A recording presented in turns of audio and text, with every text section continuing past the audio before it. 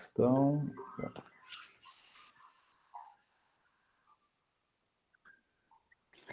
Então, esse é o 13º Seminário de Educação e 8º Colóquio de Pesquisa, Pensamento de Paulo Freire para a Educação versus Projeto de Brasil na Atualidade, o que defendemos. Este é um mini-curso ministrado pelo professor doutor Bruno Botelho Costa, sob título Filosofia da Educação Popular, de Paulo Freire aos Movimentos de Cultura Popular. Ok. Só me confirma se você recebeu aí. Beleza. Então, gente, muito obrigado, professora Kátia. Para mim é um prazer, né, ter essa oportunidade de oferecer esse mini curso no 13º Seminário de Educação e 8º Colóquio de Pesquisa da Universidade do Estado de Mato Grosso do Sul. São pessoas de muito longe, né? E ainda mais agora que a gente está trabalhando virtualmente, então isso, apesar de ter modificado de maneira tão profunda as nossas vidas, existe aí algo que a gente tornou possível, né? Nesse novo cenário, que é justamente permitir que mais pessoas possam se fazer virtualmente presentes na hora de compartilhar do nosso trabalho. Então, isso aí, para mim, é uma grata satisfação. Eu estou vendo pela cara que a professora Kátia está fazendo, está tendo alguma dificuldade de abrir o arquivo? Se tiver, eu consigo também projetar aqui. Tá, eu acho que ainda dá para fazer, né, pela transmissão através da professora. Se tiver alguma dificuldade, Kátia, eu consigo fazer aqui também, não vai ser uma coisa crítica, não. Então, como eu estava dizendo, né, eu acho que a gente, agora, né, nesse ano 2021, em que fazem 100 anos, né, que Paulo Freire, né, teve aí como falou outro dia um amigo, né, faz 100 anos da presença de Paulo Freire no mundo, né, porque Paulo Freire morreu fisicamente, né, ele não se encontra mais entre nós, mas o seu pensamento continua vivo, né, e é um pensamento que, ainda que tenha, né, o seu amadurecimento, como Paulo Freire tinha uma preocupação muito grande com a perspectiva existencial da vida, né, todo um pensamento envolvido com a sensibilidade que ele tinha desde pequeno. Então, são 100 anos mesmo de né, um esforço humano de interpretar o mundo, de compreender as suas relações, um esforço pedagógico, verdadeiramente pedagógico, né, e muito além dos formatos que a educação possui, né, o que a educação, em alguns momentos, e principalmente a educação tradicional, cristalizou, né, para atender a certas agendas políticas e certas agendas de manutenção da ordem, né, que Paulo Freire denunciou com muita veemência. Não é possível fazer. Então, tudo bem, não tem problema não. Eu vou fazer aqui a transmissão mesmo, não tem problema algum. Eu vou fazer por aqui, só deixa eu abrir aqui o arquivo. Às vezes ele dá esses problemas mesmo, professor. Tem uns probleminhas aí que ele tem. Às vezes acontece isso nesse formato. Não tem problema não. Deixa eu só tentar só mais uma coisa, professor, só um momentinho. É porque tem a ver com é um negócio um pouco mais complexo, tem a ver com o OneDrive e a maneira como ele é salvo, entendeu? Deixa eu só Mas pode tentar aqui a tentar, última claro. vez. Claro, pode tentar sim.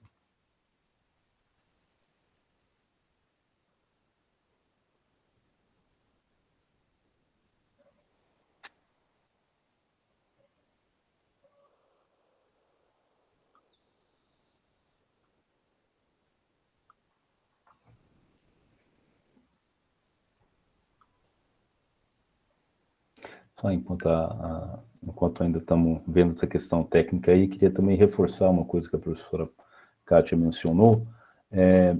Eu preparei sim uma exposição, e essa exposição ela deve acontecer aí durante, né, eu pretendo fazer ela durante uns 40 minutos a 60 minutos, né, e a ideia era permitir 1 hora de exposição e 1 hora para perguntas, questionamentos, críticas, sugestões, intervenções, onde vocês ficassem à vontade para a gente dialogar mesmo, né. Mesmo em razão desse tempinho que a gente está tendo aqui, nada disso altera, né, o fato de que a gente vai priorizar essas perguntas, essas intervenções. E também, né, se alguma coisa que eu estiver apresentando, né, alguém aí avaliar que seja importante fazer uma pergunta ali sobre a apresentação durante a exposição, também pode fazer, esteja à vontade para isso, tá bom? Então, o importante é a gente conseguir trocar, usar essa experiência para isso. Professor, não foi à toa que eu agradeço a Aniele Fátima Ribeiro, que também se propôs a auxiliar aqui. Vejam quanto que é difícil essa questão tecnológica, né? Mas Sim. é um aprendizado para todos nós. Só um instante que... Posso compartilhar? Sim.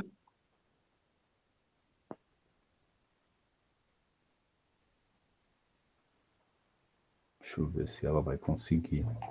É um probleminha chato que está dando, que às vezes tem uma dificuldade de abrir, ó. A Aniele é outra questão.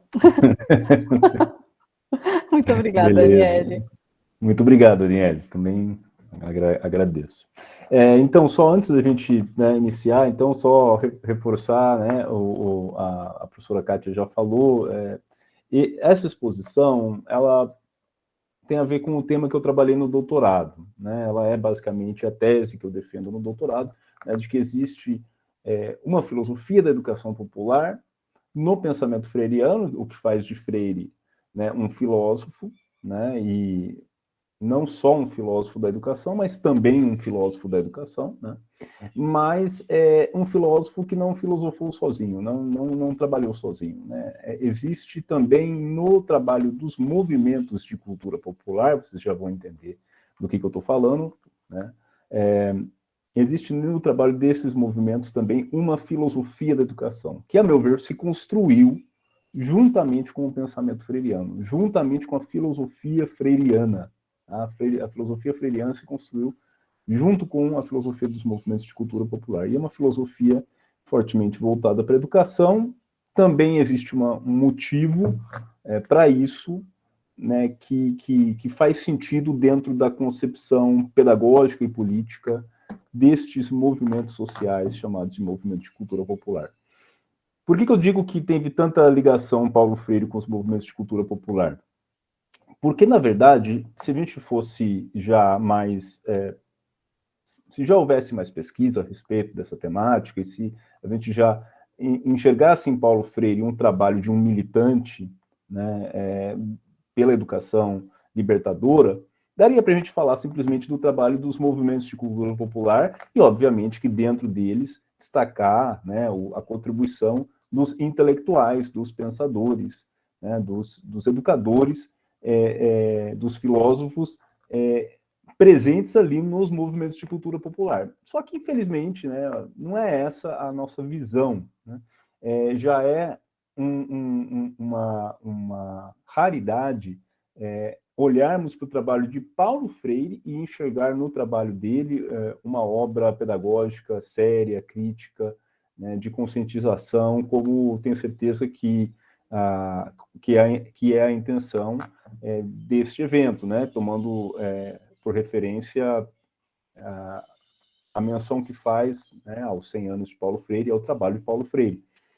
Isso já é muita coisa para o atual cenário do nosso país.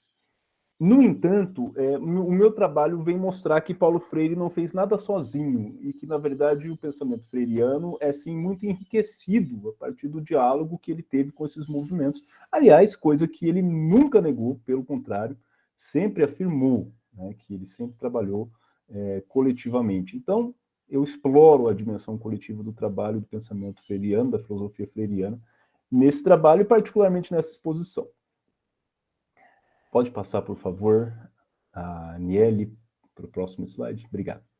Falar um pouquinho do contexto histórico, tá bom? Aqui eu estou colocando mesmo em termos mais genéricos. Eu gostaria de falar, né, de um panorama onde o trabalho de cultura popular, que é o nome que foi dado ao trabalho dos movimentos de cultura popular, aconteceu. Como é que esse panorama aconteceu? Bom, antes da gente falar especificamente sobre o momento em que eles estiveram em atividade, que é a década de 60 do século XX, né, do século passado, é preciso falar que... Primeiro é preciso falar onde eles estiveram em atividade, né, que é uma região muito interessante do nosso país, né, que é a região do Nordeste, especificamente, né, o belo estado de Pernambuco, estado culturalmente muito rico, né, com uma tradição extremamente forte de engajamento popular, de resistência popular.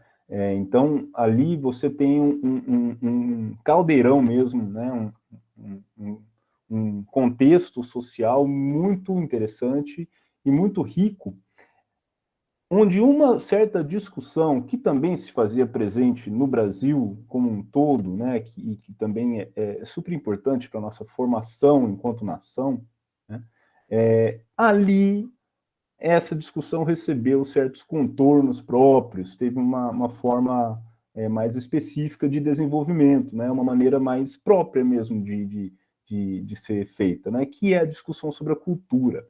Tá? E a discussão sobre a cultura brasileira, especificamente, como eu disse para vocês, essa discussão tem muito a ver com a formação da brasilidade, né, como eles falavam, né, quer dizer, da ideia da nacionalidade brasileira.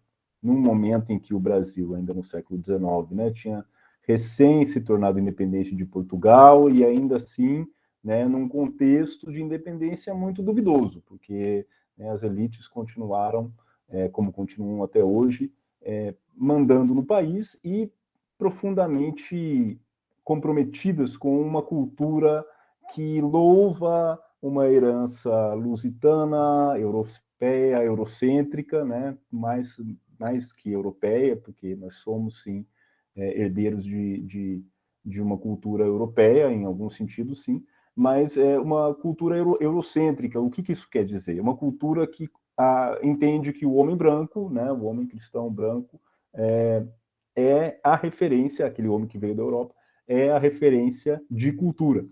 Bom, isso naquele momento, de uma forma que é bem diferente das discussões mais críticas, né, que a gente tem hoje, mas mesmo naquele momento, no final do século XIX, a gente já encontra ali uma outra forma de pensar a questão da cultura lá em Recife, né? E que não é à toa, né? Recife também foi a cidade onde Paulo Freire nasceu e onde Paulo Freire iniciou o seu trabalho. Ali em Recife, no final do século XIX, a gente vai encontrar na figura de Tobias Barreto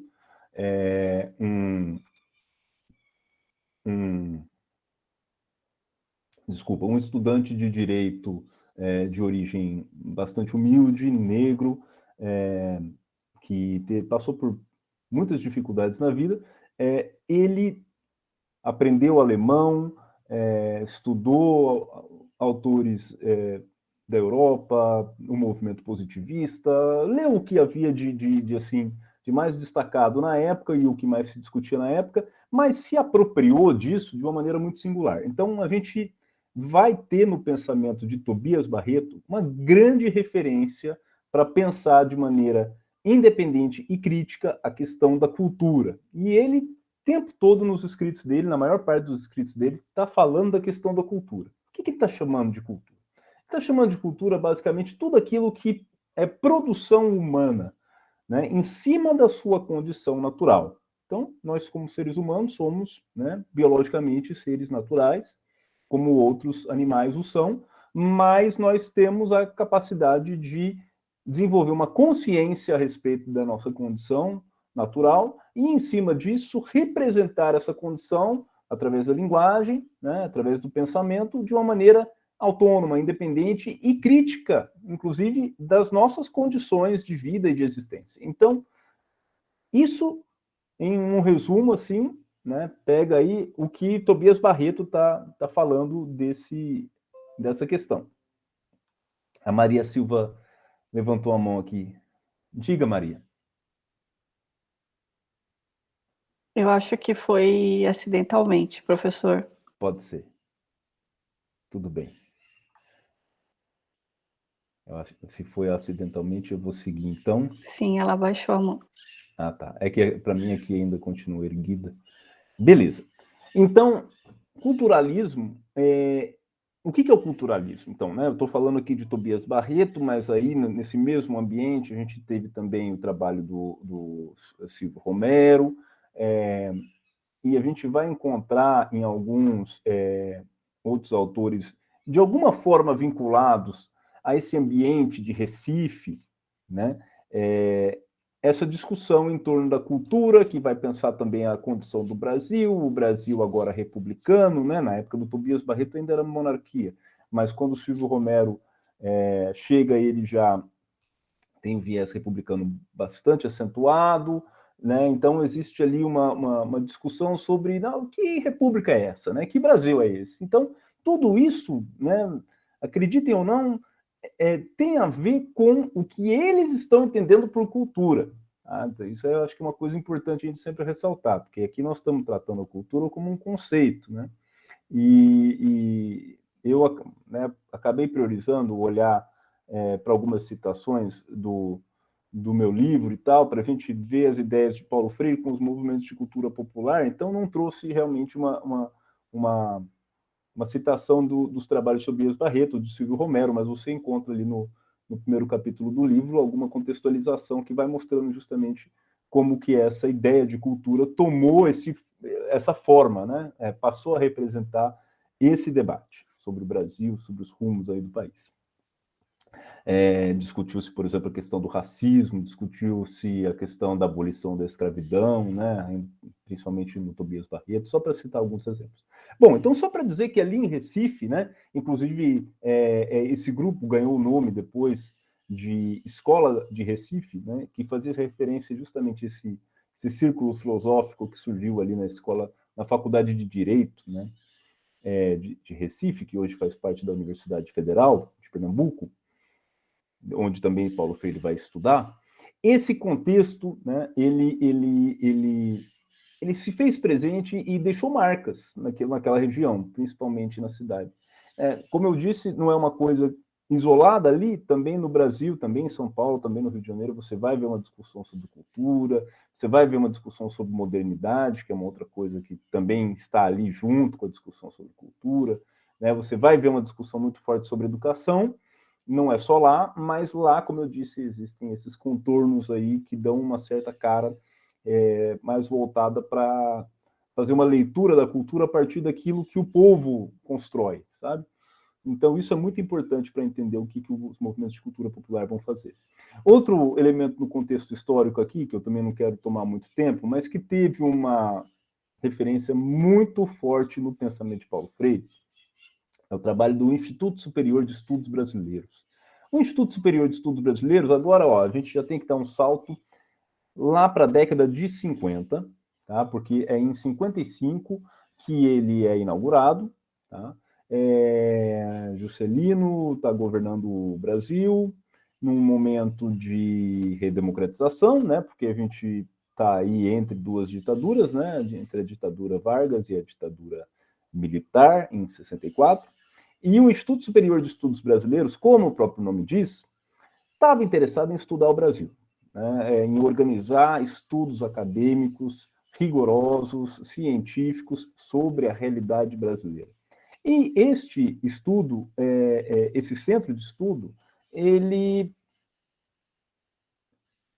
cumpriu um papel, entendia-se os intelectuais do ISEB, os chamados intelectuais isebianos, né, por conta do nome, eles entendiam que eles cumpriam como intelectuais um papel de contribuir para o desenvolvimento nacional. Eles tinham a ideia, né, do desenvolvimento nacional como uma ideia extremamente forte, né, uma ideia, né, se você pensar, como diz Paulo Freire, é um tema gerador, né, foi um tema gerador aí, e gerou toda a produção do ISEB.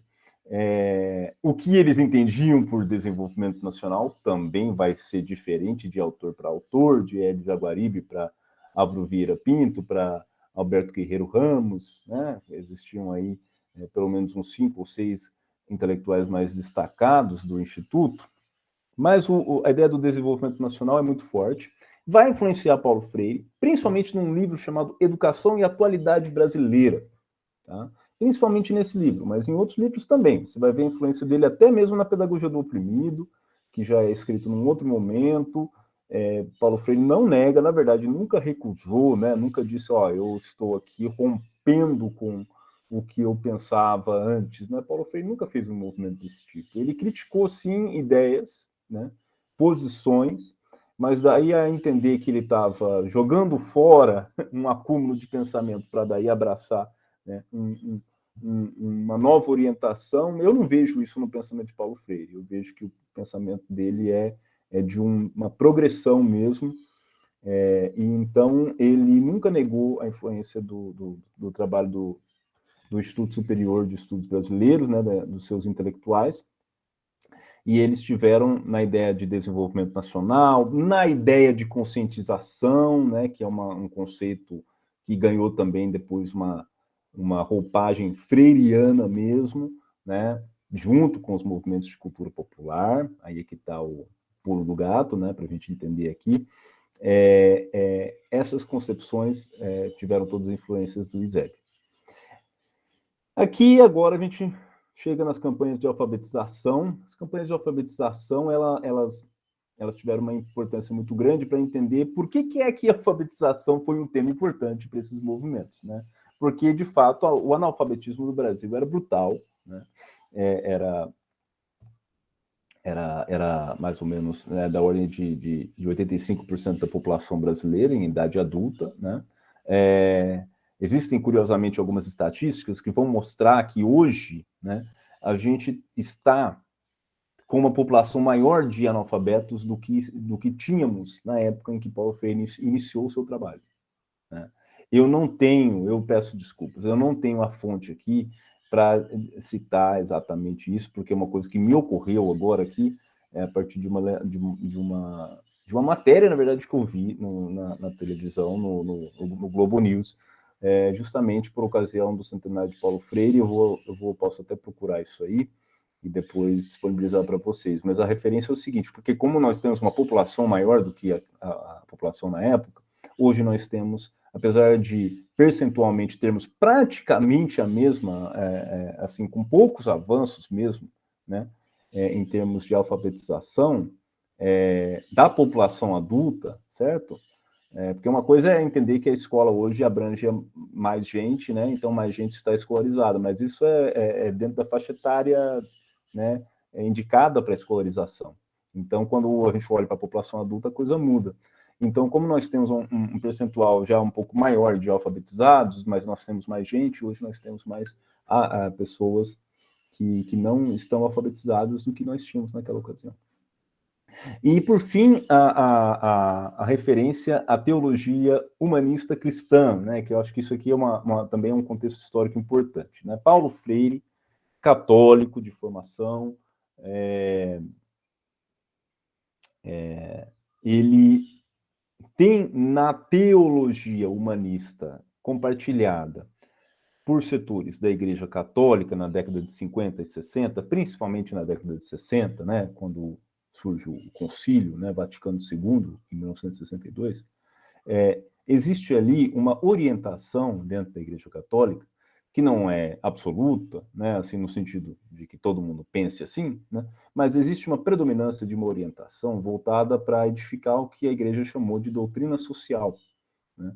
E é uma doutrina social, ou seja, é uma visão de mundo, né, social, né, compartilhada, pelo menos pelos documentos oficiais da Igreja Católica, de forte orientação humanista, ou seja, a ideia de que o ser humano, né, manifesta a sua fé, manifesta a sua adoração a Deus como um aspecto existencial, um aspecto da sua própria existência, né? E não só vive a sua condição humana de alguém temente a Deus no momento em que reza, mas também no momento em que procura edificar o reino de Deus na Terra, a partir da vivência do Evangelho. Então, eu estou aqui, na verdade, colocando algumas... estou colocando em palavras minhas, né, a leitura feita pelo padre Henrique de Lima Vaz, né, que foi um dos expoentes da teologia humanista cristã no Brasil, de orientação católica, e uma grande influência também no pensamento de Paulo Freire. O próximo slide, por favor.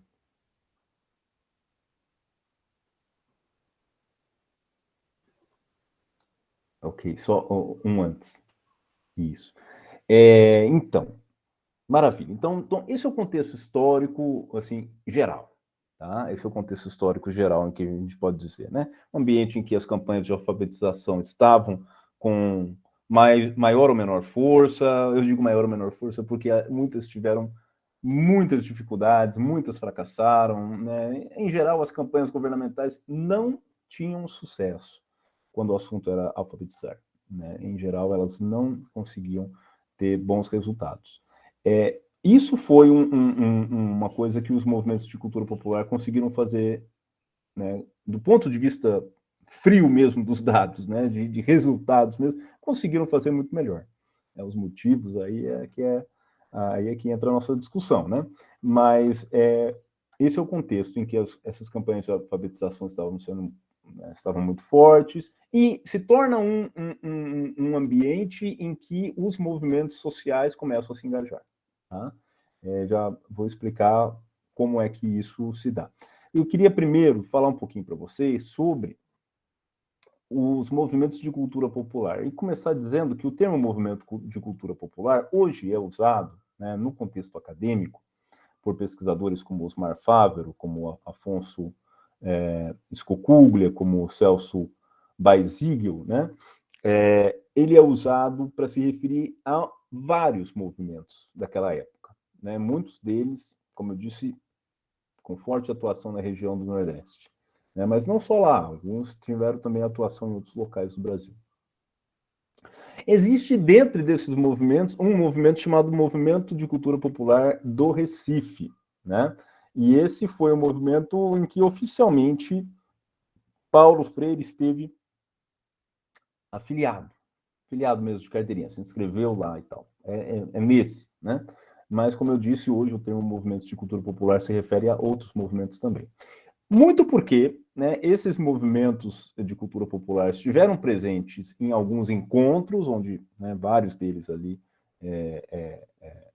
trouxeram discussões próprias e tal, como também no próprio trabalho de campo, muitos deles trabalharam junto, né? Por exemplo, aquela experiência de Angicos, né? A experiência de Angicos teve contribuição da campanha da campanha de Pé no Chão Também Se Aprende a Ler, né? Que era um movimento da cidade de Natal, no Rio Grande do Norte, mas com uma aliança com o governo do estado, conseguiu fazer um trabalho na cidade de Angicos, que fica no interior do Rio Grande do Norte, e a equipe de Paulo Freire, que era do MCP e que era da universidade, hoje o UFPE, que foi até Angicos fazer aquela experiência, né, das 40 horas de Angicos, para citar um exemplo aí de colaboração.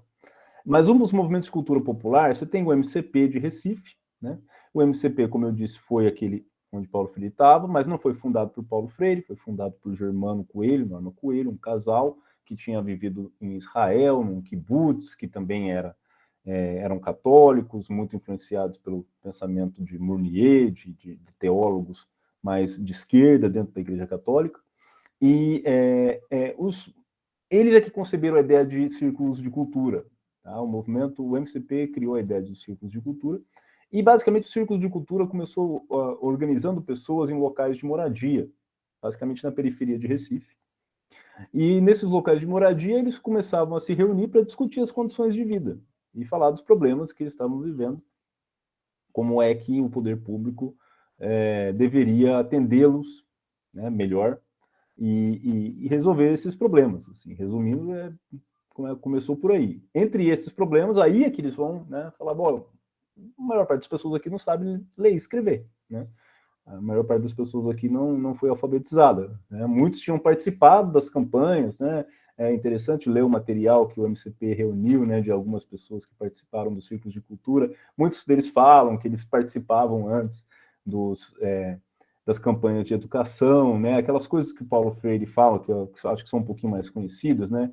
Que o Paulo Freire fala do exemplo do Eva viu a uva, né, e de como que era pobre aquelas cartilhas né, de alfabetização tradicionais, tal. Muitas dessas coisas ele relatou ouvindo pessoas que tinham tentado, né, se alfabetizar nas campanhas de alfabetização, não tinham conseguido muita coisa, sabiam no máximo ali escrever o seu nome, mas ali nos círculos de cultura elas tiveram a oportunidade de escrever pequenos livretos, né, tiveram a oportunidade de realmente aprender a dominar a leitura escrita, por conta de uma outra concepção pedagógica. A gente já fala mais sobre ela. Os movimentos o Centro Popular de Cultura, que esse teve mais ligado à União Nacional dos Estudantes, não foi tão atuante na região do Nordeste, mas foi atuante em Belo Horizonte, Rio de Janeiro, e teve uma intervenção muito ligada às artes, né? Todos os movimentos de cultura popular vão dar uma importância muito grande às artes, né? Principalmente às artes plásticas e ao teatro. A música também, mas principalmente as artes plásticas e o teatro, né? No Recife você vai ver, né, as histórias de cordel, né, o cordel sendo usado na alfabetização, é uma coisa muito interessante, assim. E o Centro Popular de Cultura, ele entendia que o trabalho de cultura popular era um trabalho de intervenção cultural revolucionário, né? Inclusive falavam bem do plágio, né? Que meus alunos não me ouçam, mas eles tinham uma concepção do plágio que envolvia uma forma de subverter a questão dos direitos autorais, do direito à propriedade, né? Tinha uma concepção aí bem diferente do que simplesmente fazer isso para entregar um trabalhinho mais rápido para o professor, tá, gente? É uma coisa mais séria, né? Isso. Enfim, o movimento de educação de base foi o único dos movimentos de cultura popular criado pela Igreja Católica, foi criado pela CNBB, junto com o governo, inclusive, né, o governo federal. Jânio Quadros era presidente na época. E é também o único, não sei se por conta disso, eu deixo para vocês concluírem aí, conforme vocês acharem melhor, mas é o único que sobreviveu um pouquinho mais, né, ao golpe de 64, né? Ele vai ser extinto só em 67. Só que também, a partir de 64, ele dá uma guinada política forte, né? Acabam com a cartilha Viver é Lutar, né? Colocam lá uma cartilha mutirão, bem mais água com açúcar, e todo o conteúdo de organização dos trabalhadores, das trabalhadoras, né? Todo o conteúdo de usar a oportunidade de alfabetização, usar a oportunidade de educação para também promover politização, porque vou dizer as coisas assim bem as claras, né? Assim, é isso que eles estavam interessados em fazer mesmo, organizar as pessoas, né, para reivindicar os seus direitos. Todo esse trabalho se perdeu logo depois do golpe, né? Então, e aí outros, como eu disse, né, campanha de pé no chão também se aprende a ler, que é uma campanha basicamente organizada em torno do mandato do Djalma Maranhão, à frente da prefeitura de Natal, né, o CEPLAR da Paraíba, que também, né, teve uma conjuntura política favorável. Eles tiveram um trabalho muito junto com as ligas camponesas. O CEPLAR teve uma atuação muito forte no campo, né? O CEPLAR não teve uma atuação tão forte nas maiores cidades, né, do estado da Paraíba, ali em João Pessoa. Teve uma atuação mais forte mesmo no campo, Campina Grande, né, região ali do Sertão e tal. Então, é interessante ver como que esses movimentos eles estão tomando a educação como uma pauta, né? É uma pauta super importante, mas não é um fim em si mesmo, né? Porque, afinal de contas, educar, a gente se educa o tempo todo, né? Qual é a finalidade de um processo educativo? Porque todo processo educativo possui uma finalidade, né? Não existe aprender por aprender, né? Talvez aí é que mora a raiz de alguns dos nossos problemas, que a gente começa a entender que a gente tem que aprender uma coisa porque tem que aprender. Geralmente, se a gente acha que a gente tem que aprender uma coisa que a gente tem que aprender, é porque tem alguém, sem nos dar muito explicação, tá simplesmente dizendo, não, você tem que aprender e pronto, acabou. Entendeu? Então, essa é a voz de algum opressor aí, né, hóspede, né, aderente aí na nossa subjetividade, e que, na verdade, tem uma origem, não é uma coisa que simplesmente, né, é assim naturalmente e pronto. Aniele, próximo slide, então, por favor. Bom, antes, então, só mais uma coisinha sobre o contexto, tá? Alguns eventos importantes, né? Eu já mencionei aqui, né, que nesse contexto aí do surgimento desses movimentos, mas algumas discussões políticas foram muito importantes para que os movimentos tiveram também a força que conseguiram alcançar, né? Em Pernambuco, né, antes, na cidade de Recife e depois no estado de Pernambuco, a eleição de Miguel Arraes, né, primeiro para prefeito de Recife, depois para governador do estado, né, foi uma coisa, né, que realmente catapultou esse trabalho, né. É bom lembrar que o MCP de Recife surge só em 61, né, então já era prefeito, né, nessa época. Inclusive, tem uma curiosidade, né, o MCP ele foi responsável pela primeira rede municipal de educação de Recife. Eles construíram aí aproximadamente 200 escolas, na verdade foram pequenos grupos, né? Não é uma escola do tamanho do que a gente hoje consideraria, né? Porque eram 200 círculos de cultura, mas cada localidade ali, né, iniciou um processo educacional que a ideia era que se tornasse um processo de escolarização. Isso que eu acho uma coisa interessante, assim.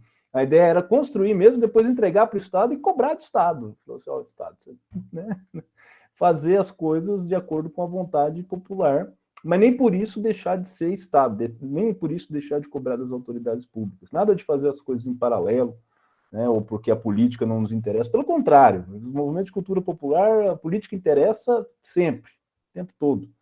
Então, tem essa eleição, né, tem o Miguel Arraes em Pernambuco, tem Djalma Maranhão no Rio Grande do Norte, ali em Natal, experiência de Angicos, né, em 63, todo mundo não dá para dizer, né, gente, desculpa, mas assim, muita gente conhece, né, a história das 40 horas de Angicos, né, que 380 pessoas foram alfabetizadas em 40 horas, né, com a equipe de Paulo Freire lá do MCP, junto com o pessoal da campanha lá de Natal, e aquilo depois, como já tinha um destaque, né, o próprio presidente Juscelino Kubitschek foi lá participar do processo de encerramento, né, o governador do Rio Grande do Norte também, né, Luiz Alves.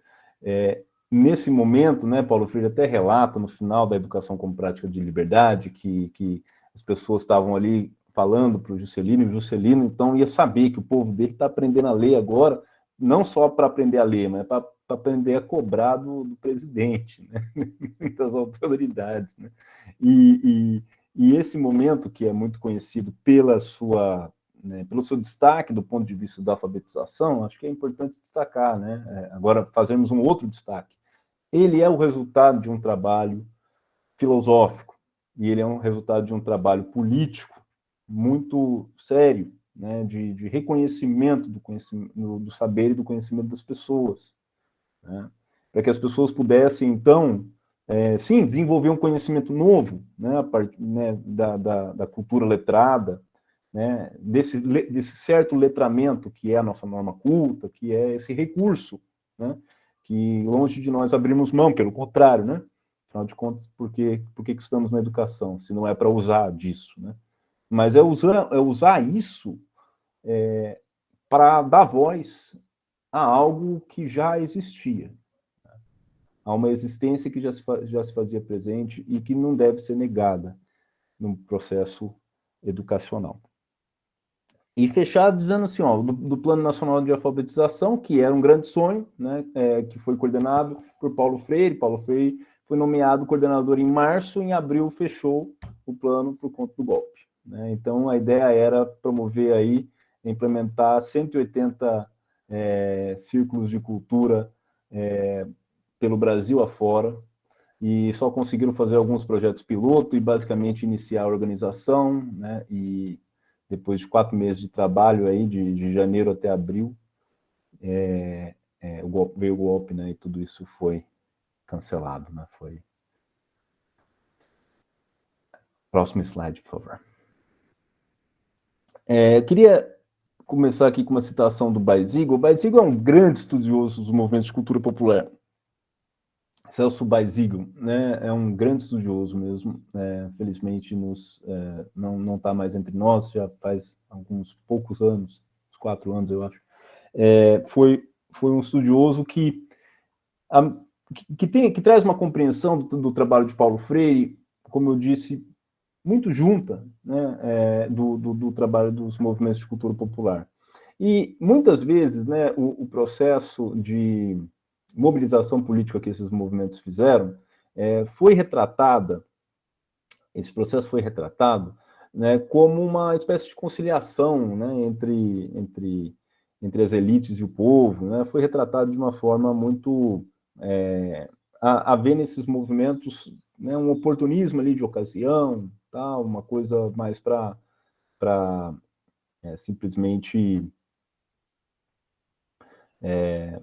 usar daquelas pessoas, né? Enfim, são retratos que o Basigo discorda, né?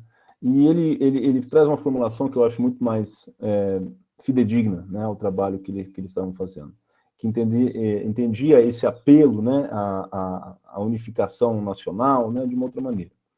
Ele diz o seguinte: os apelos à união de todos os brasileiros, de todas as classes, de diversas posições religiosas, em favor de uma sociedade mais próspera e justa, eram os apelos formulados sobre a perspectiva dos interesses e das necessidades do povo.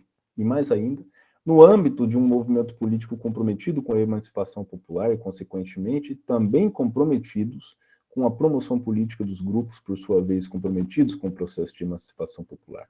Então, a promoção dos grupos, né, que buscavam promover a emancipação popular, é uma consequência, né, do próprio movimento que eles estavam fazendo para que a emancipação popular fosse a tônica mais forte, né? E sim, a maneira como isso se fez foi conclamando a unidade nacional, conclamando, né, muitas vezes as elites, né, conclamando muitas vezes as autoridades, mais ou menos na linha daquilo que Paulo Freire faz ali na Educação como Prática de Liberdade, que eu acabei de mencionar para vocês, quando ele diz, olha, quando as pessoas foram lá falar para o Juscelino Kubitschek, então presidente, né, que eles já estavam escrevendo sozinhos, né, ele diz, eles fazem isso mesmo, quer dizer, não ignora, né, o fato de que ali você tem uma autoridade constituída, mas diz o seguinte, olha, essa autoridade, ela não tem palavra final, né, sobre a nossa realidade, sobre, né, e nem sobre a vida pública, né, porque se vivemos numa democracia, né, são as contradições aqui expostas é que nós vamos, são a partir dessas contradições que nós vamos lutar por melhoria de vida, né? Então, é uma perspectiva comprometida com o povo, né? Ainda que fale nessa unidade nacional. Então, essa visão política é muito importante, isso aí vai se fazer presente nos movimentos de cultura popular, e por isso mesmo, né, aquela discussão que eu te falei para vocês, que já existia há muito tempo sobre cultura, passou então a ter esse adjetivo, cultura popular, porque é uma compreensão de que, bom, então o que a gente está entendendo que é essencialmente humano, né? Bom, na discussão das humanidades no Brasil, né, a sociologia, a antropologia, a geografia, a filosofia, a discussão da cultura, ela é predominante. Aí eles vão pegar, beleza, pois bem, é isso mesmo, só que nós precisamos entender que existe uma cisão na cultura, porque existe uma cisão na nossa sociedade, né? E com essa cisão, com essa divisão, que não é uma divisão só entre, né, é uma oposição, uma contradição, essa contradição, né, ela exige que a gente faça uma reivindicação da cultura, mas uma cultura popular, né? Uma cultura voltada para aquilo que o povo constrói, né? Para aquilo que o povo faz. Então, essa ideia ela vai ser muito significativa, tanto na organização política desses movimentos, como na visão política que eles vão ter sobre a educação.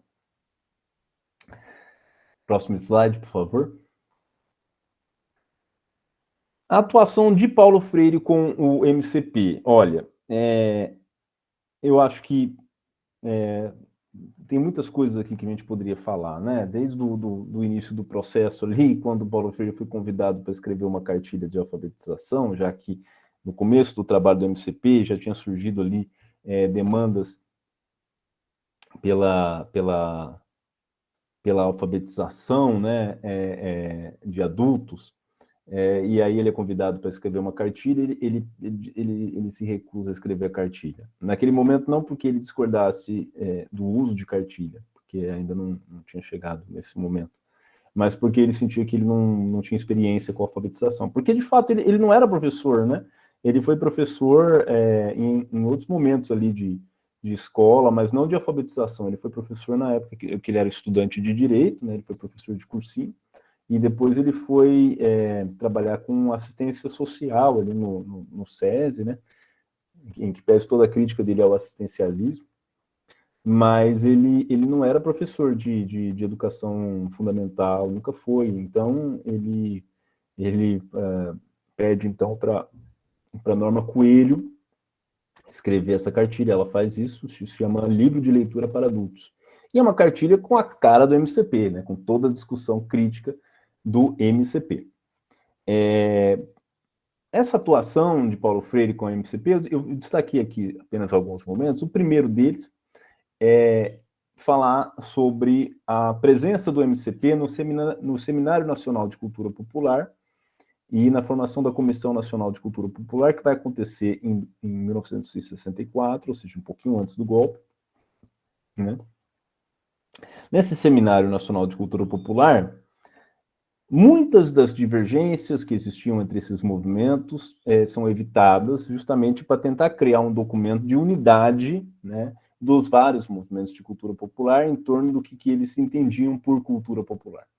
E aí a gente percebe que eles estavam muito preocupados em fazer dessa discussão uma discussão, né, com uma pauta política mesmo, né, que ela pudesse servir como uma forma de mostrar para as pessoas, assim, olha, né, existe aqui uma condição desumana, né, e as coisas não vão se modificar a não ser que a gente, né, tome uma atitude, né, se organize e as pessoas comecem a reivindicar seus direitos e requerer das autoridades a melhoria nas suas condições de vida e mesmo propor que melhorias são essas, não é apenas, né, ir lá fazer memorando, né, ou moção de apoio ou moção de repúdio, né?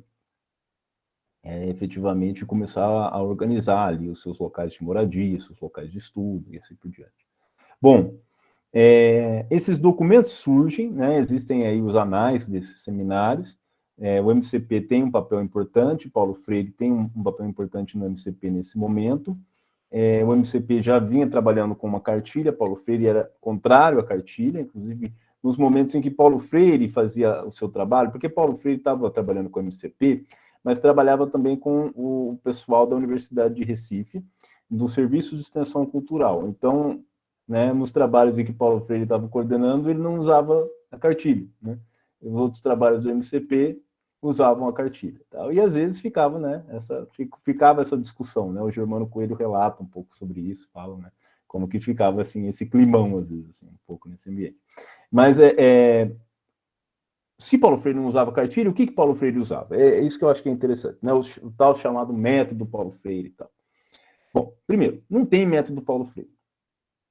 Sinto dizer, sinto decepcionar. Não tem método Paulo Freire. Tem metodologia, que é uma coisa diferente, né? Aqui a gente está usando as duas palavras, né? Tem que especificar qual que é o significado que a gente está atribuindo às duas palavras, né? Porque senão, tanto faz usar uma quanto o outro. Então, para entender a diferença, tem que entender a diferença em significado, né? O significado é diferente. Bom, primeiro, aqui a ideia do método Paulo Freire, uma ideia meio desgastada, que acabou, né? O método Paulo Freire, aquele negócio lá que o Paulo Freire faz, lá o método Paulo Freire. Bom, o método Paulo Freire é uma ideia que ganhou, assim, perderam o controle dela, entendeu? Ela circulou aí e tal, e deu a ideia deu a impressão de que basta você chegar num certo lugar e aplicar lá aquela divisão, né, de fichas silábicas que o Paulo Freire usava, né, as fichas, os fonemas, né, basta você chegar lá, aplicar aquilo para um determinado grupo e assim você vai alfabetizar de acordo com o método do Paulo Freire. Então, a ideia que fizeram circular é essa mesmo, e é por isso que está errado, né? Paulo Freire nunca defendeu isso. Por quê? Porque a ideia que Paulo Freire tinha, né, era de que o aprendizado, o aprender, envolve, sim, metodologia para ensinar, né? Metodologia de ensino, sim, mas a metodologia envolve você ter estratégias, no plural, à mão, certo? E fazer o engajamento de um ambiente, né, de um certo grupo de pessoas, né, nas situações existenciais onde eles vão dizer a sua palavra, eles vão expressar a sua leitura de mundo. Paulo Freire dizia que antes da gente fazer leitura da palavra, a gente ia fazer leitura de mundo. Né? Uma criancinha, né? Vocês que trabalham com a infância sabem disso melhor do que eu. Uma criancinha, então logo ela nasce, ela já está fazendo leitura de mundo. Entendeu? Então, imagina ainda mais uma população adulta, quanto de leitura de mundo tem. Né? Então, assim, nessa leitura de mundo tem muito para dizer, né? E sabe dizer, né? E sabe dizer, e se comunica. Só que não lê nem escreve, né? Então, de acordo com a norma culta. Então, aí é que está o X da questão. Você tem que criar um ambiente em que essas situações existenciais deem voz à cultura, né, popular, que é a expressão da voz das pessoas, né? Das suas leituras de mundo, para que daí você passe, então, para as etapas de aprendizagem fonética, né? Vão formando, o português é uma língua bastante fonética, então dava para formar as palavras, né? Mas as pessoas às vezes até acham, Paulo Freire criticava lá, Eva viu a uva, mas ficava fazendo, juntava os fonemas e as pessoas formavam tijolo, né? Olha, a palavra tijolo não foi formada à toa, né? É claro que os fonemas permitiam isso, mas uma pessoa ir até a lousa e formar tijolo, uma pessoa que é um servente de pedreiro, né, aquilo tem um significado muito maior do que simplesmente formar a palavra tijolo fonema por fonema. E aí é que o Jarbas Maciel nos ajuda bastante na hora de entender o que eles estavam fazendo, né? E que tem a ver justamente porque essa citação que eu trouxe aqui, ele cita no momento em que ele está fazendo a exposição daquilo que eles chamaram de Sistema Paulo Freire de Educação. Eu não sei se Paulo Freire gostava muito desse nome, não. Mas o nome mesmo que deram nunca foi método Paulo Freire, foi Sistema Paulo Freire de Educação. Porque não era, de novo, não era só um método de alfabetização. Era uma concepção pedagógica. Inclusive, pensou-se o seriamento escolar, se repensou o seriamento escolar, e a ideia era que o sistema terminasse na universidade popular. Né? Bom, essa citação diz o seguinte: toda cultura é uma só, em condições normais de comunicação ou comunicabilidade entre os seres humanos. Numa sociedade de classes, a cultura se ressente de seu caráter de classe. Há, então, de fato, uma cultura de elite, entre aspas, e uma cultura do povo, entre aspas. Essas culturas, entre aspas, estão distanciadas, tanto quanto for a carência dos meios de comunicação e a deficiência ou ausência de democratização desses meios.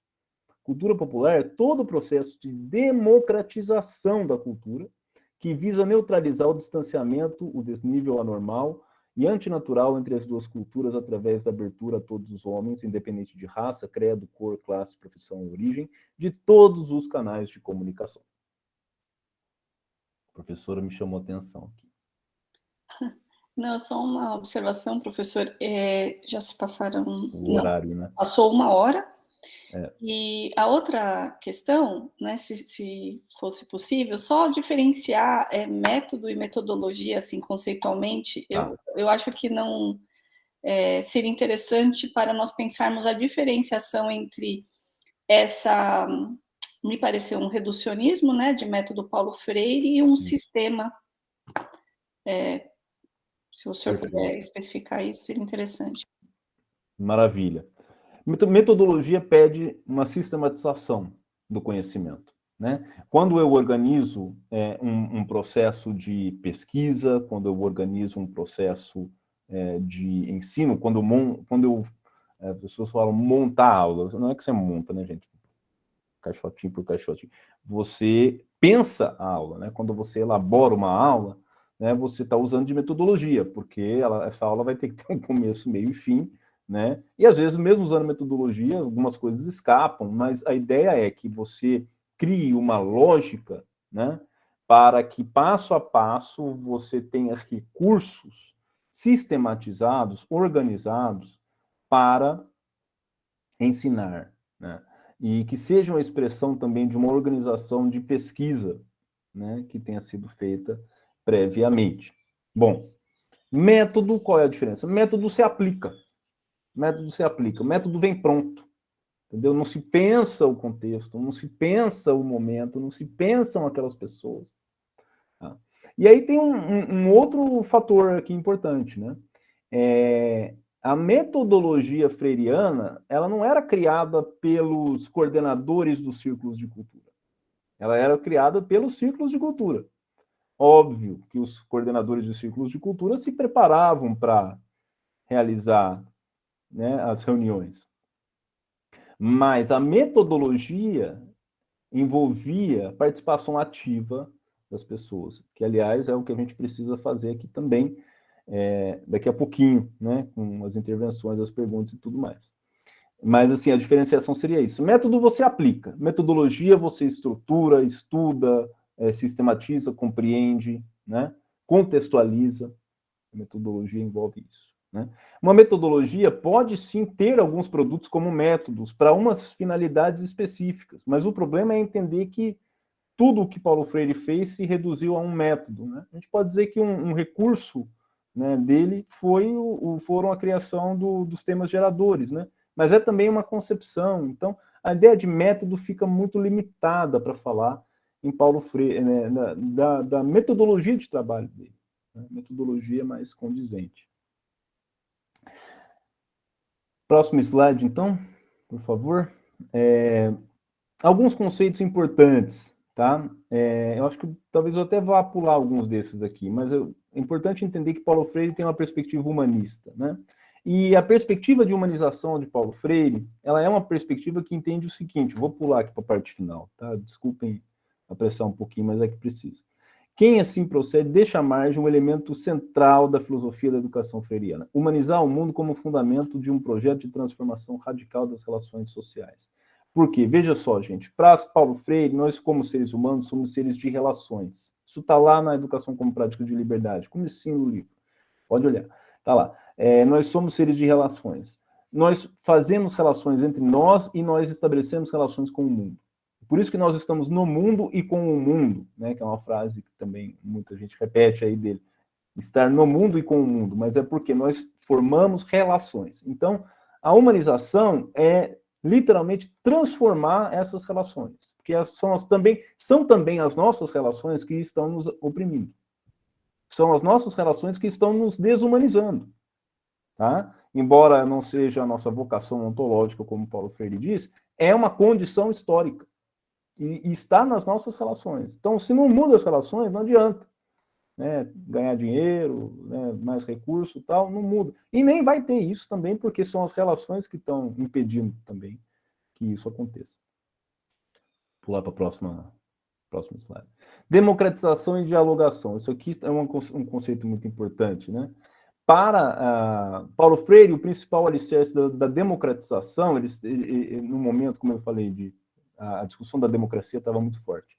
O principal alicerce da democratização é a dialogação, em outras palavras, a construção de práticas ou trabalhos dialógicos, possibilitando a criação de espaços democráticos de participação e ação populares. Essa linha de raciocínio permeia todos os aspectos da crítica que Freire faz às condições históricas e sociais dominantes no Brasil, visto que não permitem a dialogação, criando toda sorte de impedimento à sua existência. Para ele, a responsabilidade por essa trágica condição de vida é da própria sociedade brasileira, uma sociedade que se ergueu como resultado da colonização, explorando a terra e a gente sob o mando do senhorio latifundiário, que reinou soberanamente nas áreas autarquizadas, né, que é um termo que ele usa também. Então, acho que a citação, acho que de alguma forma tenta mostrar isso, né, que a sociedade possui uma responsabilidade por se democratizar. Acho que vocês conseguem entender agora por que depois do golpe militar, né, Paulo Freire teve que ser exilado, tá? Porque literalmente o que os militares fizeram era o oposto, né, do que os movimentos de cultura popular estavam fazendo, né? Ia literalmente na contramão, né? Como também é o oposto do que o nosso presidente atual faz. Próximo slide, por favor.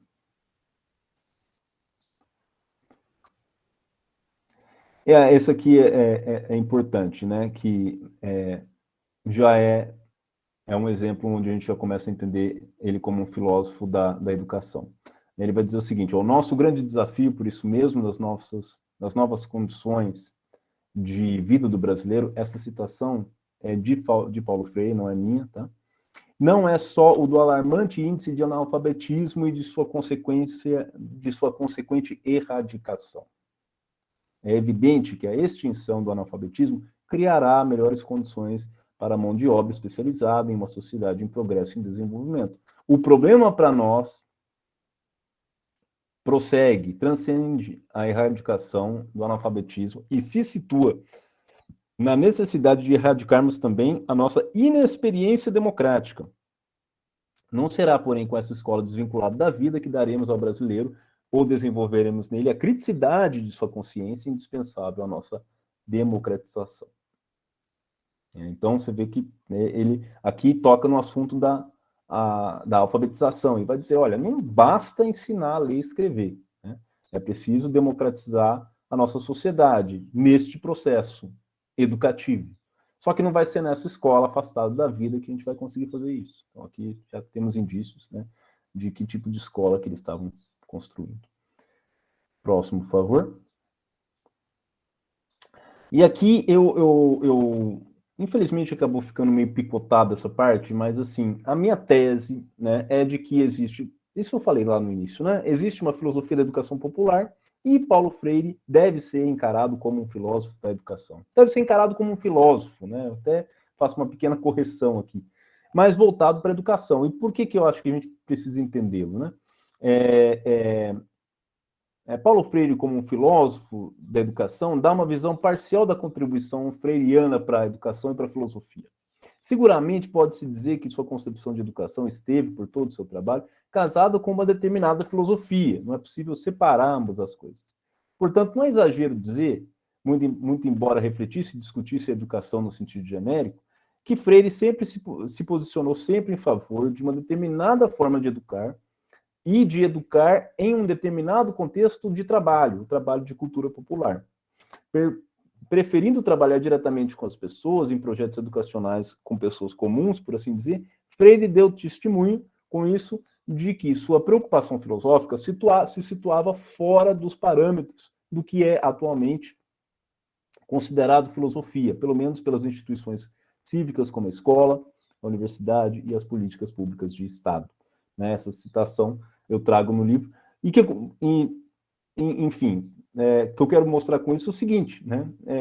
A ideia de filosofia também precisa ser modificada se é que a gente vai conseguir entender Paulo Freire como filósofo, né? A gente precisa mudar a filosofia, né? Mas não é uma mudança de filosofia onde a gente joga fora o que a gente tem da filosofia, pelo contrário, é porque a filosofia, se ela não estiver constantemente em mudança, ela não é crítica, né? Então, Paulo Freire, ele propõe uma filosofia que está muito mais ligada, né, à existência, né, do que a essa institucionalização. Né? E só mais uma. E aqui, bom, basicamente, eu quero frisar a última parte aqui, que eu acho que a primeira parte acaba não sendo tão interessante, que é entender o seguinte, né? Paulo Freire, a expressão da sua filosofia deve ser vista na maneira como ele reconheceu os saberes daquelas pessoas que foram marginalizadas e desqualificadas, né?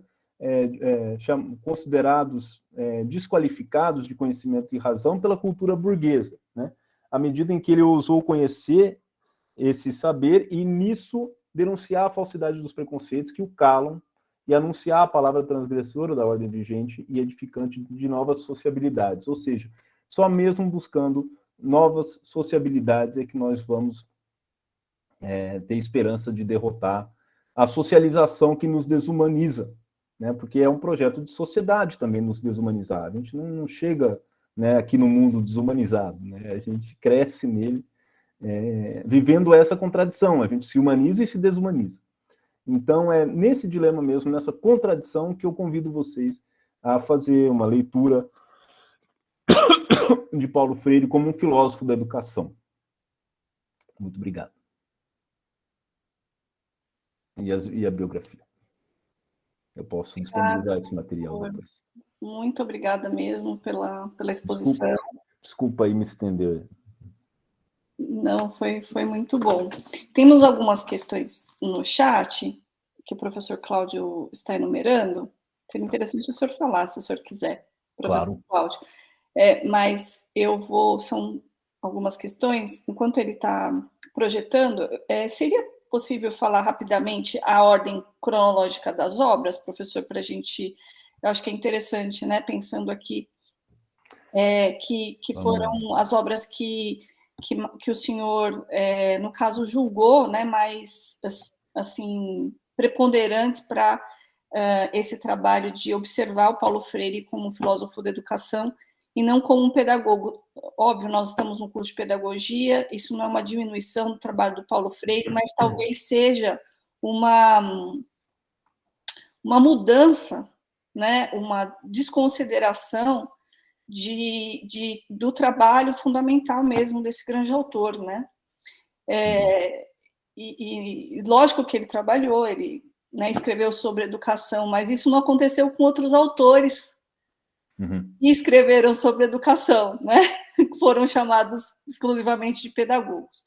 Mas, de qualquer forma, então, era só isso, e aí depois, em seguida, eu vou passar as dúvidas e colocações do professor Cláudio. Tá, vou só falar bem rapidinho sobre isso aí. Assim, não tem problema nenhum a gente entender que Paulo Freire é um pedagogo se a gente tem uma visão crítica da pedagogia. Não tem um problema nenhum a gente entender Paulo Freire como um filósofo se a gente tiver uma visão crítica da filosofia. Porque materialidade, para associar o trabalho dele ao trabalho nesses campos, a gente tem. Está lá nos livros, está lá nas obras, é só estudar, a gente vai ver, né? Ele não é apenas um filósofo, né? Não é um filósofo ali no gabinete, é um pedagogo, sim, é um educador, sim. Entendo que um sociólogo, por que não, né? Tem uma dimensão antropológica muito interessante do trabalho de Paulo Freire, e talvez mais gente encontre outras dimensões. Eu acho que, né, mãos à obra, sabe? Mas o negócio a gente tem uma visão crítica desses repertórios, que era exatamente isso que ele, né, nos chamava a fazer. Então, você perguntou aí sobre Bom, aí você falou dos outros, né, que Paulo Freire ficou conhecido, os outros não ficaram conhecidos. Pois o problema só aumenta, né? Se a gente já tem esse problema com Paulo Freire, que ficou conhecido, né, com os outros que não ficaram conhecidos, então o problema é muito maior, né? Porque, na verdade, o que Paulo Freire fez, ele fez coletivamente, com a sua individualidade, né? Mas com outras pessoas também. Então, não tem como a gente... Não teve, depois de fazer essa pesquisa, como eu entender que Paulo Freire conversou com tanta gente, trabalhou com tanta gente, para depois ficar só ele como essa referência, e não ver nisso também uma escolha, né? De apagamento, mesmo de algumas outras pessoas, sobretudo dos educandos, entendeu? Até mais do que dos dirigentes dos movimentos de cultura popular, sobretudo dos educandos, né? Agora, quando Paulo Freire, já professor na PUC de São Paulo, né, dava aula de Cisso, né, usava Cisso, né, que era um dos educandos de uma das experiências dele, né, que escreveu uma série de livretos lá, tá, eles usavam o material do Cisso para trabalhar a formação de professores, né? Então, assim, é isso aqui que a gente não faz, assim, eu acho que a gente tem que fazer uma autocrítica, a gente não faz, da maneira como ele estava tentando fazer, pelo menos, muitas vezes a gente não faz. Mas vamos lá, cronologia. Eu selecionei aqui, na verdade, apenas 3 dele, né? No livro tem mais, mas seria primeiro a Educação e a Atualidade Brasileira, embora aqui na publicação seja a mais recente, né? Esse livro foi a tese de doutoramento dele, né? Onde ele tentou pleitear o concurso para uma cadeira na Universidade do Recife e perdeu, né? Tem um livro do Dimas Veras que fala que ele perdeu a cadeira para ganhar a vida, né? Fazer o trabalho dele de extensão cultural, justamente porque ele não conseguiu ser professor na Universidade de Recife. Esse livro aqui, naquela época, você tinha que escrever um livro para prestar o concurso, e o concurso não deu na água, mas o livro está aqui, tá? E aí depois, Educação como Prática de Liberdade, que ele vai escrever um pouquinho depois do exílio, basicamente ele vai reunir o que ele fez aqui no Brasil para escrever esse livro, e depois Pedagogia do Oprimido, né, que é de 68. Né, Educação como Prática de Liberdade, se não me engano, é de 66. Tá? A publicação, né? E aqui desculpa, de 67, né? E aí um ano depois a Pedagogia do Oprimido. Saíram mais ou menos juntas, né? Mas a Educação como Prática de Liberdade, as anotações tinham sido feitas no Brasil. E as outras aqui, essas outras obras, né, além do meu livro mesmo, que é o mais recente, né, são obras de estudiosos dos movimentos de cultura popular, né, o Celso Beisigel e o Osmar Fabro, né, tem os Cucuglia, tem outras pessoas também, né, que estudam esse campo aí. Enfim. Ok. Então, vamos lá, as perguntas do professor Cláudio. Então, a primeira, ele agradece a oportunidade, né, de participar, e ele apresenta as questões, caso, né, o senhor encontre pertinência, e agradece. Bom, se é que há, né, você poderia falar um pouco das disputas internas e suas implicações em torno das interpretações e apropriações do pensamento do Paulo Freire no Brasil exterior, desculpa. Fazer um pouco esse paralelo. Quer que eu posso fazer em bloco ou o senhor prefere... Eu preferiria ler todas. Ler todas? Tá. Porque como está escrito aqui, eu consigo voltar também. Ah, é mesmo? Então, mas eu vou deixar gravado só para... porque o curso vai ser gravado, né? Será gravado. Isso. A outra questão você falou da filosofia freiriana, né? Há uma praxe freiriana, ou seja, uma concepção específica de praxis no pensamento ou de Paulo Freire. Então, você poderia falar um pouco mais sobre esse processo de constituição da filosofia freiriana, né? O aprendizado no e com, e não para, dos movimentos populares, e as implicações disso para quem pretende trabalhar com os movimentos populares, né, considerando a perspectiva freiriana. Essa pergunta é bem pertinente, né, porque até mesmo pela essa última colocação que o senhor fez sobre o livro do Cício. Considerando que, na média, somos educados em conformidade com o pensamento hegemônico, né, que apresenta as classes populares como ignorantes, infantes e incapazes de decidir. Você tem uma sugestão, especialmente para quem atua na área da educação escolar, para a desafiadora tentativa de romper com a superação dessa ideia, a partir de uma perspectiva freiriana? Ao formular a pergunta, penso, por exemplo, na teoria das elites, em algumas concepções de vanguarda, etc., nessas abordagens. Eu vou até tem mais algumas aqui, eu já vou colocar. Tem um complemento, né? Penso também na abordagem que colocam como contraposições inconciliáveis entre o conhecimento científico e conhecimentos populares, né? A cultura erudita, a cultura popular e tal. Acho que até estender essa última colocação, até mesmo como nós enxergamos as crianças, os jovens, né? É sempre numa perspectiva de menorização, ou de menoridade, né? Então, o não saber tem um aspecto de diferenciação dos indivíduos e dos sujeitos, e me parece que o senhor tocou em alguns momentos sobre isso. Mas são essas 4 perguntas primeiro, depois nós estendemos as próximas. Ok. Pertinência total, viu, Cláudio? Só para deixar isso bem evidenciado aqui. Eu vou... Bom, primeiro, as polêmicas, né? Tem várias, né? Disputas internas, inclusive nos movimentos de cultura popular surgiram várias disputas, né? Eles tentaram abafar algumas delas nos congressos lá, justamente para poder gerar uma unidade aí, para criar, alguns documentos, alguns marcos, né, de atuação, mas haviam várias disputas, até porque as pessoas vinham de outras filiações político-partidárias, né, filosóficas. A Vanilda Paiva destaca, né, no trabalho dela, Pedagogia, Paulo Freire e o Nacionalismo Desenvolvimentista, né, ela vai falar muito do trabalho da esquerda católica. E o Emmanuel Descartes, né, que quando ele vai escrever Católicos de Esquerda no Brasil, né, ele também destaca muito os conflitos entre essa ala, né, da Igreja Católica e os comunistas, que também estavam atuantes aí nos movimentos de cultura popular, principalmente no CPC, né, no CPC da UNE, justamente porque eles estavam mais atuantes no movimento estudantil universitário. Então, surgiram várias disputas. Essas disputas existem hoje dentro da comunidade freiriana, se é que a gente, né, podemos falar em comunidade freiriana? Com certeza tem, mas é aí que está, né? Eu acho que a gente tem que entender o seguinte: Paulo Freire, eu não tenho aqui uma citação para trazer, né, mas ele deixa claro que o diálogo envolve conflito, né? O diálogo genuíno, ele envolve um conflito, né? Porque existem perspectivas distintas, né? Mas aí é que está, né? A oposição, o conflito, né? Ele fala muito sobre oposição.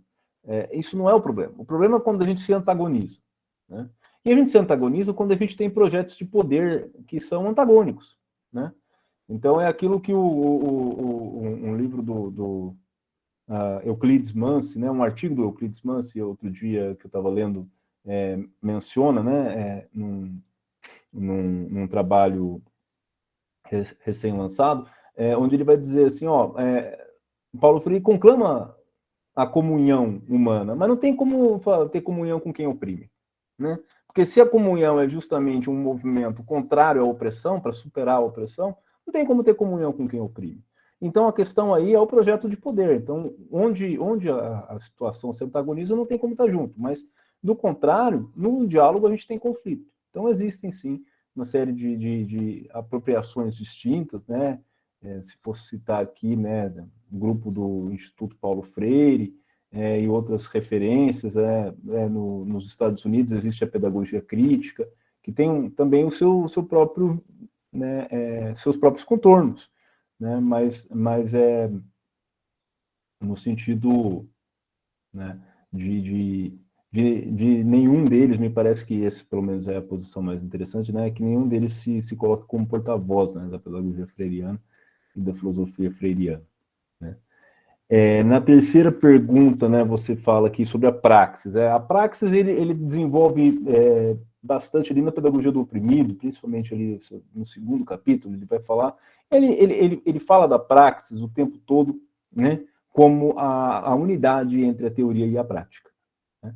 E que toda teoria que se alimenta da sua prática, né, e toda a sua prática que procura ser o reflexo de um pensamento, né, de uma reflexão, né, procura promover uma reflexão para orientar a sua prática, desenvolve uma praxis, né? E essa praxis, ela nunca termina, né? Se ela quer se manter coerente, ela está constantemente voltando a realizar esse movimento de ação e reflexão. Então, a praxis, para ele, essencialmente, envolve isso, né? Onde ele encontra ali também subsídio na filosofia hegeliana, né, para entender isso, e também vê uma influência do pensamento marxista também, né, na filosofia hegeliana, mais especificamente a dialética entre o senhor e o escravo, né, onde ele vai falar que isso também se faz presente no processo entre o opressor e o oprimido. Mas a praxis, então, envolve isso, né? Desenvolver uma prática, desenvolver uma teoria que seja coerente com a prática, que tenha claros propósitos de transformação da realidade, porque se não é para transformar a realidade, é para reproduzi-la. E aí, né, aí a gente cai naquele problema do antagonismo aí, né, predominante, que gera toda a opressão, toda as contradições estruturais da nossa sociedade. Deixa eu ver aqui. Sim. E aí a segunda parte da pergunta, que eu acho que é até a parte mais importante, né? Se eu tenho alguma recomendação, se eu tenho alguma consideração aí para aqueles que estão tentando trabalhar, né, com os movimentos populares, né, a partir de uma perspectiva freiriana. No último capítulo da Pedagogia do Oprimido, o Paulo Freire puxa a orelha assim, das autoridades, das lideranças de movimentos sociais em geral, insistindo em uma coisa: dialogia. Né? Dialogia. Insiste muito em dialogia. Daí você, o que ele está chamando de dialogia? Basicamente é o seguinte, né, assim, dialogia é você criar relações horizontais, não só de bater papo, não é isso, né? Relações horizontais de decisão, né? Então, não é o tempo todo tá voltando para os mesmos assuntos e não sair do lugar, né? Não é isso. Mas no trabalho com os movimentos de cultura, né, com os movimentos sociais, entender que ou o movimento social adquiriu um certo nível de criticidade e consegue atuar em cima disso para propor uma determinada ação, uma determinada intervenção, ou ele ainda não adquiriu esse nível de criticidade por si mesmo, de maneira orgânica, né? E o que não significa que a liderança tenha esse nível de criticidade, porque muitas vezes eles acham que tem, né? Tem, o povo ainda não entendeu, né? E por que não a liderança ainda não entendeu também, né? Muitas vezes isso também ocorre, né? E ele cita até algumas passagens do Che Guevara, que fala da paciência revolucionária, para ter, né, ter paciência com as massas e ter paciência com as lideranças, mas no final das contas assim, é uma paciência que não é para passar a mão na cabeça, assim. É uma paciência para entender que as coisas levam tempo, a gente tem que ter uma paciência histórica, e trabalhar com os movimentos sociais numa perspectiva freiriana envolve, eu acho que numa palavra, isso, se eu pudesse resumir: dialogia, né? Desenvolver um ambiente dialógico, o que significa democratização das decisões, né? Estabelecer fóruns para que essas decisões sejam feitas de maneira horizontal. A última parte aqui, aí você toca justamente, né, Cláudio, na questão da teoria da vanguarda, tal. Pois é, Paulo Freire, nossa, esquece, ele rechaça isso abertamente. Ele falou, não tem, ele até comenta essas coisas da teoria da vanguarda, que lá no Chile tinha uns grupos lá que se achavam muito adiantados. Outro livro é o Extensão ou Comunicação, né, onde ele também vai falar sobre isso, especificamente citando exemplos, né, do trabalho no campo, né, porque a ideia da extensão é um problema enorme, né? A extensão, do ponto de vista freiriano, ela é uma mentira, né? Uma falsidade. Você não estende nada. Você só tem real conhecimento quando você cria condições para que esse conhecimento se desenvolva ali em loco, né? Ou então esse desenvolvimento não acontece com aquelas pessoas sendo sujeitos daquele processo, né? Então aí o conhecimento é supostamente transferido, mas, né, para inglês ver, como se diz, né? Assim, você cria ali avaliações, registros e tal, mas geralmente as pessoas não aprendem, né? Não desenvolvem uma interpretação. Se a gente está entendendo o quê? Aprendizagem como desenvolver de maneira mais independente e autônoma a sua própria leitura de mundo sobre aquele tema, né? Afinal de contas, não é isso que a gente quer dos nossos alunos, pelo menos, né, na melhor das hipóteses, que eles tenham independência para nos apresentar os seus trabalhos, suas perspectivas, que eles justifiquem, sim, de maneira coerente as escolhas tomadas, né? Não é um vale tudo, mas que haja ali também uma digital, na falta de outra metáfora aqui, né? Uma marca mesmo daquela pessoa, entende? Então, é disso que ele está falando. E aí, você, acho que também comenta, né, do desafio de fazer isso na escola. Nossa Senhora, desafio enorme, porque a escola não quer isso. Infelizmente, a escola gerida por quem está gerindo, né? O Ministério da Educação, debaixo do governo que nós temos aí, não quer isso, ponto. Não quer isso. Então nós estamos lutando contra a maré mesmo. E aí a gente tem que ser razoável com nós mesmos. Entender que nessa luta contra a maré nós vamos fazer um monte de coisa que não está dentro da nossa filosofia.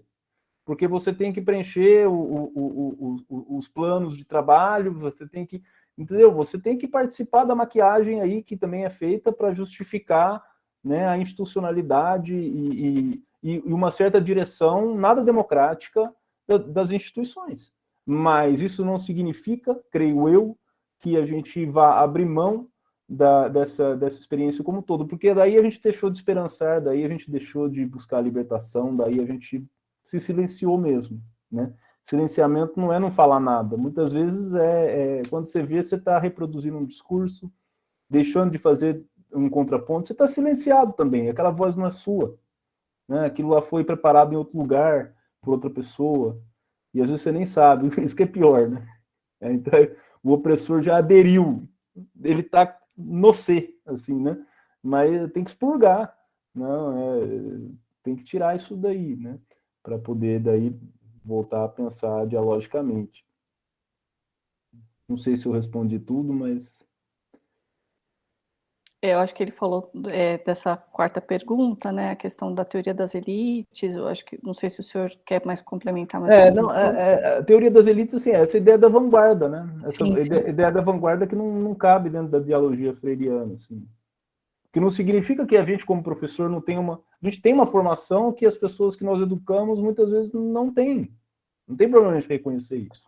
Mas a questão é quando a gente começa a hierarquizar os saberes e não entender que nós estamos aqui, às vezes, em certas funções, né, em que, para atingir algo que seja comum para nós, né, a gente precisa ter momentos como esse, por exemplo, de eu fazer uma exposição de um estudo que eu fiz, certo?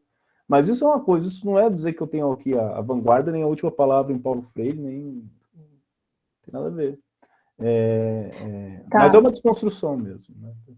Eu vou, assim, eu estou aguardando uma pessoa que talvez vá fazer uma pergunta, e eu não sei se o professor Cláudio também quer complementar, mas, a princípio, eu fiz uma pontuação aqui, professor, na sua exposição, que eu acho que caberia um pouco mais de explicação, só em termos conceituais. Eu acho que também é uma dúvida minha, porque eu estou bastante tomada pela nossa palestra de abertura do evento com a deputada Luísa Erundina, e ela falou muito de esperançar, ela falou que nós precisamos sonhar alto, né? Que o desânimo é conservador, e ela estimulou, foi incrível. Com certeza. O desânimo, o silenciamento é conservador, e que o sonho... Tenho que me segurar um pouco, o sonho é justamente o nosso impulso progressista, a nossa esperança e a nossa capacidade de ser mais. Eu acho que em cima disso, o senhor falou rapidamente sobre isso, seria possível falar sobre esse conceito, né? Porque ele em si tem uma sequência de conceitos filosóficos, né? A razão ontológica de ser mais, né? Se for possível falar um pouco mais desse conceito exposto durante em alguns momentos da sua exposição. Ok, maravilha. Um bocado de coisa aí, né? Razão ontológica de ser mais, né? Paulo Freire teve um diálogo ali na Pedagogia do Oprimido com o Lukács, né? Que falava da ontologia do ser social, né? E ele viu o ser social, né? Na história do desenvolvimento do capitalismo, né, como tendo ontologicamente uma necessidade de superação. Eu não vou entrar nos detalhes, né, do Lukács, até porque eu não tenho estudo mesmo para isso, mas a ideia em Paulo Freire, quando ele fala de vocação ontológica, ele primeiro, né, fala de vocação ontológica, então aqui tem um humanismo bem forte, né, a ideia de que nós temos uma condição existencial e, portanto, nós somos ser, né, e por isso nós somos ser, né, a ontologia é o estudo do ser, né, na filosofia, nós somos seres vocacionados, ou seja, nós somos chamados, né, vocação vem isso, né, de voz, né, você ouve uma voz, né, então se ouve um chamado, nós somos chamados a viver algo mais, né, nós somos chamados a ser mais. né? Nós temos uma vocação ontológica de ser mais. Esse nosso ser, né, ele é chamado a ser mais. E o que significa ser mais? Ser mais o quê, afinal de contas, né? Ora, ser mais significa não se limitar, né? Não se conservar, né, nesse sentido que a Erundina estava falando, não se conservar nas estruturas que nos conformam, né? Que sempre existirão, né? Existem estruturas que nos conformam. A gente, né, no mundo, né, nós vivemos num mundo que é desigual, que possui contradições, né? Mas volto a dizer, o problema é quando as contradições nos antagonizam, né? Quando elas são insolúveis, porque o que a gente quer é justamente redimensionar, né? Solucionar nesse sentido, assim, né? Não por fim, né? A gente tem acostumado às vezes a entender que solucionar alguma coisa é aniquilar, né? Acabar com aquilo, né? Pelo contrário, né? A gente quer colocar num outro nível a nossa condição humana. Então, a ideia de atender a esse chamado, né, de ser mais, esbarra em dois conceitos que o Paulo Freire buscou no trabalho do psicanalista Erich Fromm, né, que é a visão biófila de vida e a visão necrófila, né? E o Erich Fromm, por sua vez, psicanalista, né, tem aí influência do pensamento do Sigmund Freud, né? Mas a ideia de pulsão de vida, pulsão de morte. Mas o Erich Fromm, ele vai trabalhar a ideia de uma concepção de vida necrófila, né? Uma vida que tende a acentuar a pulsão de morte, né? E uma concepção de vida, de existência biófila. Então, quando a gente é bio, né, de vida, então a afirmativa da vida, né, afirmando a vida. Então, nesse sentido, eu acho que esse diálogo com a vocação ontológica de ser mais, esse esperançar, é justamente a gente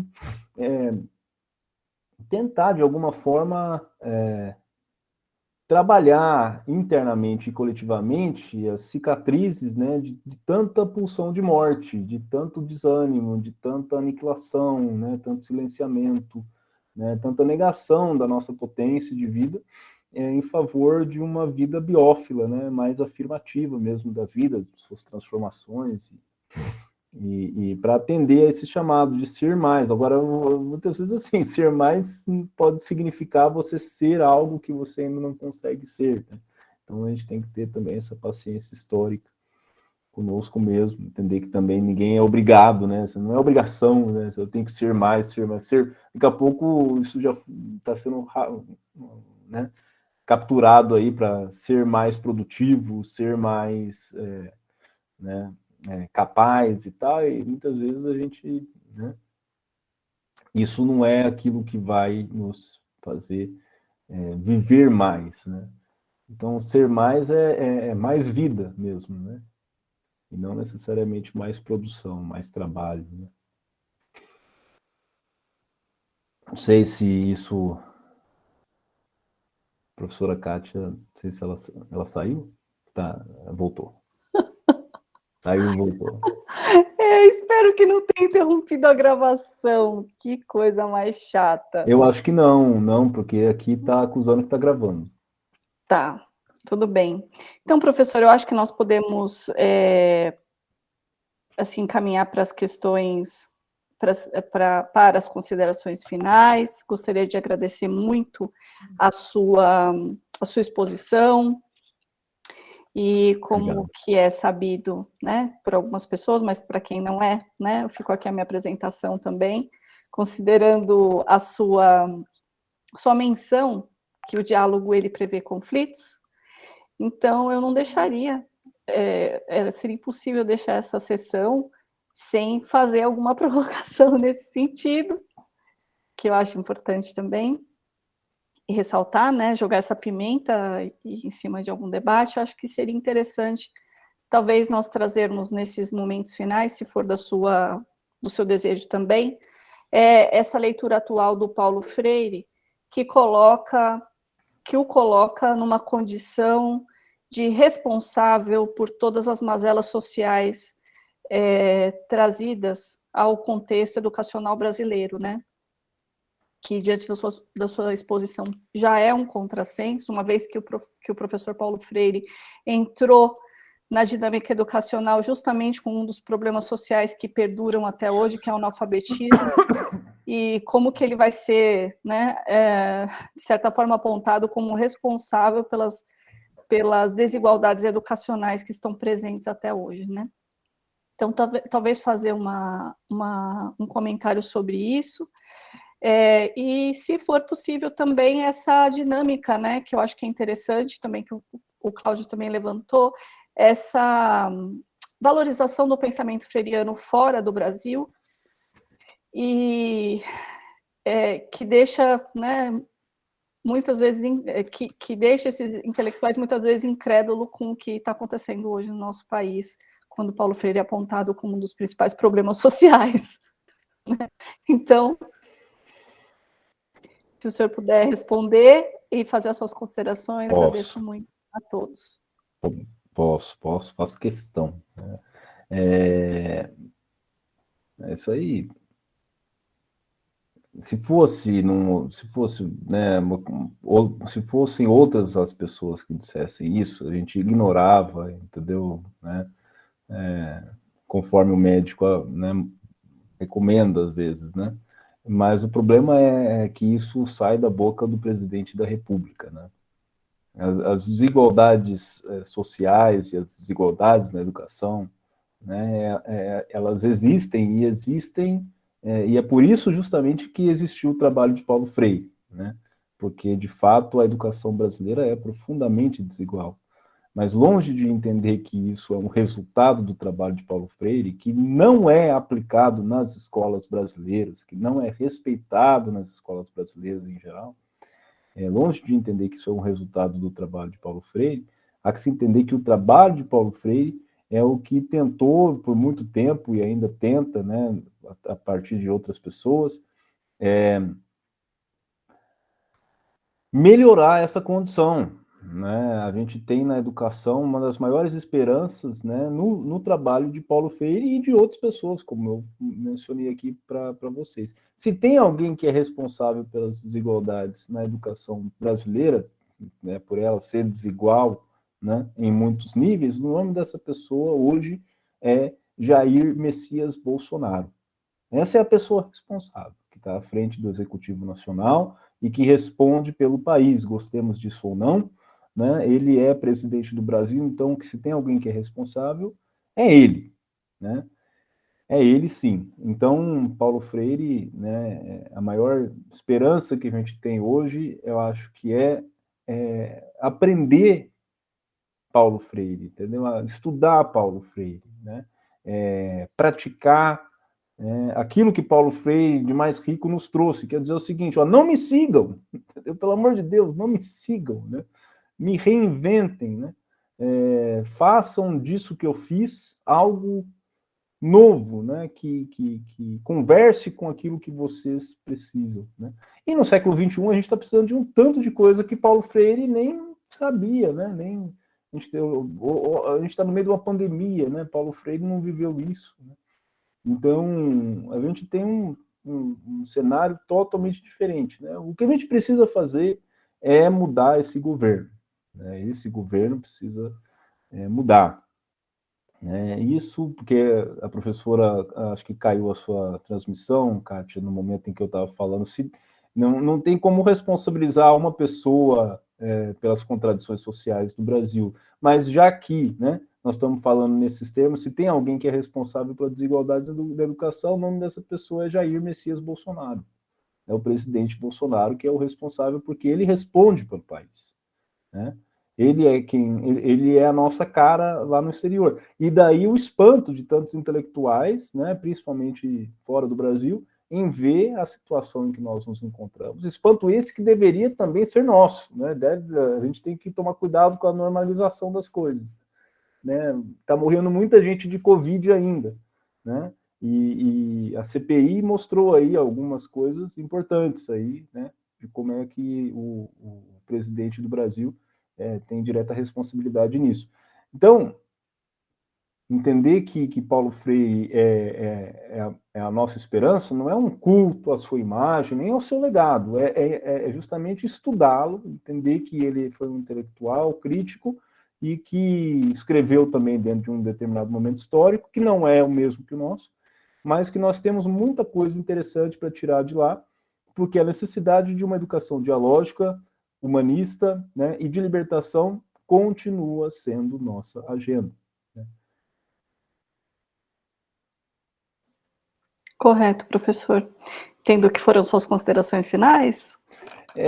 Foi o comentário aí, a sua provocação, mas então, assim, como consideração final, eu quero apenas só mesmo agradecer mais uma vez aí a você, professora, né, professora, agradecer aqui a professora Kátia, as outras professoras aí da coordenação, né, de organização, né, do 13º Seminário de Educação e 8º Colóquio de Pesquisa da Universidade do Estado do Mato Grosso do Sul, primeira vez que eu tenho a oportunidade de dar um mini curso, né, nessa instituição, né, falar a verdade, é a primeira vez que eu tenho a oportunidade de dar um mini curso, né, mas é um prazer estar aqui e espero que a gente tenha outras oportunidades aí, né, que esse desgoverno ainda não acabe com tudo que a gente tem, né, mas o estado do Mato Grosso, vocês são universidade estadual, né, então vocês estão um pouquinho mais, assim, talvez, né, menos diretamente afetadas, né? A gente no Instituto Federal, a gente está sendo muito afetado pelas mudanças aí do novo ensino médio, essas coisas todas. E, então, assim, tem assunto, não vai faltar. Muito obrigado pelo convite e vamos à luta. Muito obrigada, professor. Algumas pessoas também agradeceram aqui no chat. Eu queria agradecer imensamente as pessoas que assistiram, as pessoas que vão assistir ainda. E fica o convite ao estudo desse grande autor, teórico da educação e grande homem também, que se juntou, né? Eu acho que o grande aprendizado da noite hoje, da tarde, foi justamente observar o Paulo Freire coletivo, né, dentro de movimentos de cultura, dentro de movimentos políticos organizados, e que foi composto, né, que eram compostos por diferentes pessoas que contribuíram para esse momento histórico tão rico, né, que tanto nos inspira até hoje. Então, agradeço a todas as pessoas que ficaram aqui. Eu vou colocar aqui também a referência do professor Bruno, né, caso as pessoas queiram entrar em contato. Por favor. E fazer discussões a respeito do pensamento. Esse é um espaço de interlocução, é um espaço dialógico, e mesmo, né, no contexto de pandemia, então, muitíssimo obrigada a todos. Seguimos as discussões, seguimos os diálogos, e principalmente o estudo dessa filosofia e das obras, né, incluindo a do professor Bruno, que se propõe a fundamentar e nos brindar, né, com as concepções educacionais e filosóficas presentes no nosso tempo. Então, muito obrigada a todos e todas. Eu dou por encerrada essa sessão. Obrigada. Eu vou interromper.